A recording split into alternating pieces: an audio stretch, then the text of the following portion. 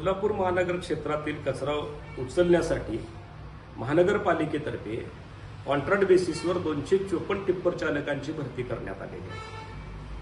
6 कंपन्यांनी मिळून हे टेंडर भरलं आणि प्रत्येक कंपनीने 42 ते 43 टिप्पर चालक या महानगरपालिकेला पुरवलेले आहेत। 254 टिप्पर चालकांची गरज असताना 200 टिप्पर चालकांची वर्क ऑर्डर असताना एप्रिल 2024 पासून या 6 कंपन्यांनी महानगरपालिकेच्या अधिकाऱ्यांना हाताशी धरून संगनमतानं फक्त 190 प्रत्येक दिवसाला टिप्पर चालक पुरवलेले आहेत।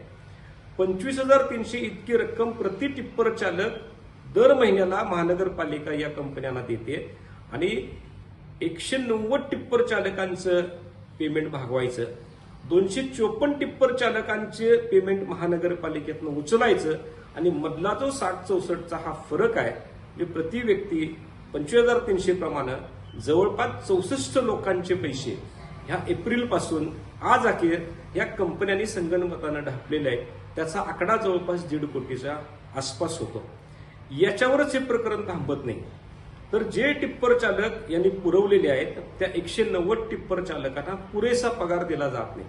महानगरपालिकेकडनं किमान वेतनाच्या नियमाप्रमाणे 25,300 रुपये घ्यायचे, पण टिप्पर चालकाच्या मजबुरीचा फायदा घेत, त्याच्या गरिबीचा आणि अज्ञानाचा फायदा घेत फक्त त्याला 15,000च्या आसपास दर महिन्याला पेमेंट करायचं।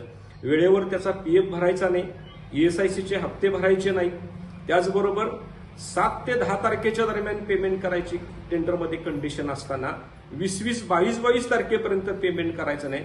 अशा पद्धतीची या ज्या कंपन्यांची जी काही मनमानी चालू आहे याच्या विरोधात आम आदमी पार्टीनं काल अतिरिक्त आयुक्तांच्या बरोबर मिटिंग घेऊन त्याचे सबळ पुरावे महानगरपालिकेच्या अधिकाऱ्यांच्या समोरच त्यांनी दाखवलेले आहेत, आम्ही दाखवलेले आहेत। या निमित्तानं आमची मागणी राहील की ह्या ज्या काही मनमानी करणाऱ्या कंपन्या आहेत त्यांचे या कोल्हापुरातले काही हस्तक आहेत जे स्वतःला कारभारी समजतात, जे स्वतःला पुढारी समजतात, या सगळ्यांवर चाप बसवण्यासाठी लवकरात लवकर महानगरपालिकेच्या अधिकाऱ्यांनी, आयुक्त मॅडमनी, अतिरिक्त आयुक्तांनी याच्यामध्ये गांभीर्याने लक्ष घालून या कंपन्यांना चाप बसवण्यासाठी त्यांच्यावर कायदेशीर कारवाईची प्रक्रिया सुरू करावी अशा पद्धतीची चर्चा अतिरिक्त आयुक्तांच्यावर आमची झालेली आहे।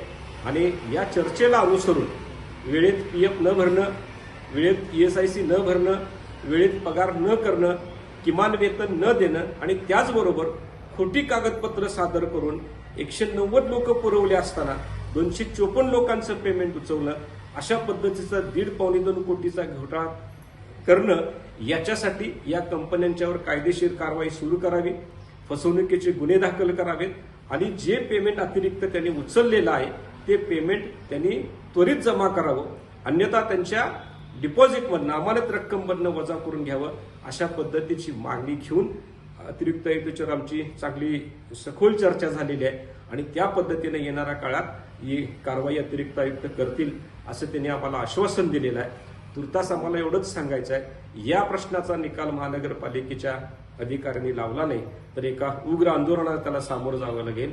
जो कामगारांचे पैसे खातोय, जो सर्वसामान्य टिप्पर चालकाचे पैसे खातोय, त्याला शिक्षा केल्याशिवाय आम आदमी पार्टी राहणार नाही। जय हिंद।